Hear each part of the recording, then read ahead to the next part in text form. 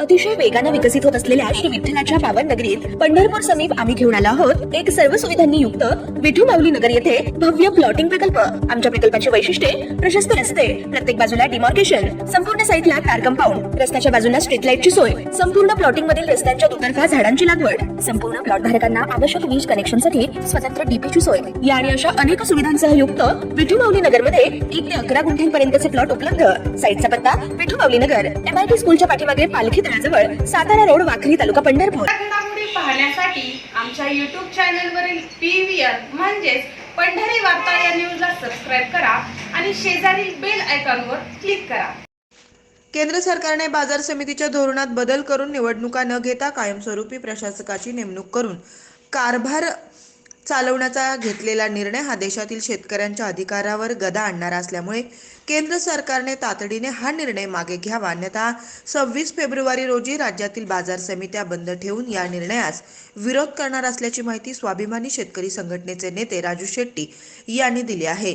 केंद्र सरकारने देशातील बाजार समित्यांच्या निवडणुका न घेता कायमस्वरूपी प्रशासक नेमून कारभार करण्याचा निर्णय घेतला आहे। शासन नियुक्त प्रशासक मंडळ म्हणजे 7/12 नावावर असणारे सत्ताधारी पक्षाचे कार्यकर्ते आणि निवडणुकीला देणग्या देणारे व्यापारी हेच त्या प्रशासक मंडळामध्ये असतील। या निर्णयाने बाजार समित्यांमध्ये एकाधिकारशाही निर्माण होणार असून बाजार समितीतील शेतकऱ्यांचे अधिकार संपुष्टात येणार आहेत। देशातील बाजार समित्या या राजकारण्यांचे अड्डे बनलेले आहेत ही वस्तुस्थिती आहे। मात्र याकरता शेतकऱ्यांच्या अधिकारावर गदा आणत कायमस्वरूपी प्रशासक नेमणूक करणे म्हणजे ढेकून झाले म्हणून घर जाळण्यातला प्रकार आहे, अशी टीका राजू शेट्टी यांनी केली आहे।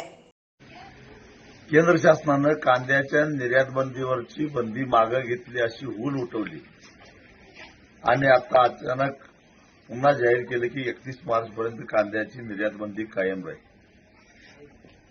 एक तर जगाच्या बाजारामध्ये मिळणारा भाव सरकार मिळवून देत नाही, मोठ्या प्रमाणामध्ये कांदा निर्यात होतो तो तस्करीच्या मार्गाने, म्हणजे दलाल आणि तस्कर पैसा कमावत आहेत। दुसऱ्या बाजूला केंद्र सरकार बाजार समितीच्या अस्तित्वालाच नख लावायला लागलेलं आहे।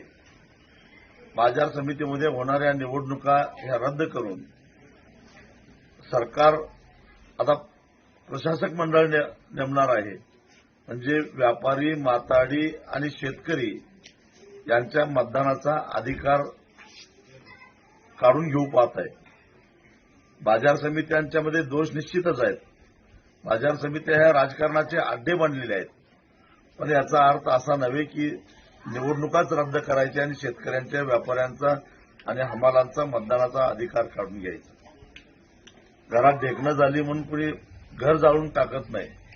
केंद्र सरकार ही भूमिका घ्यायलंय। एक प्रकारे या देशातल्या शेतकऱ्यांनी प्रदीर्घ आंदोलन करून 750 शेतकऱ्यांचा बळी देऊन 3 कृषी कायदे मागे घ्यायला लावली। आता मार्केट कमिट्यांचं अस्तित्व संपवून, निवडणुका संपवून पुन्हा एकदा एकाधिकारशाही आणण्याचा प्रयत्न केंद्र सरकार करायला लागलंय।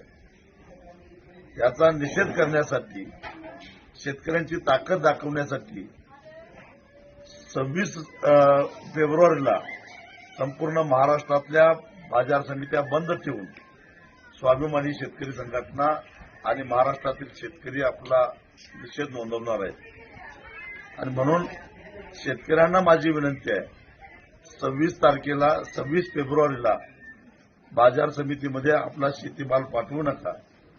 आणि व्यापारी आणि माथाडींनाही माझी विनंती आहे, 1 दिवस बंद ठेवून ही जी काही बाजार समितीच्या अस्तित्वाला नख लावायचा प्रयत्न होतोय त्याला विरोध करा, एवढीच माझी सर्वांना विनंती आहे।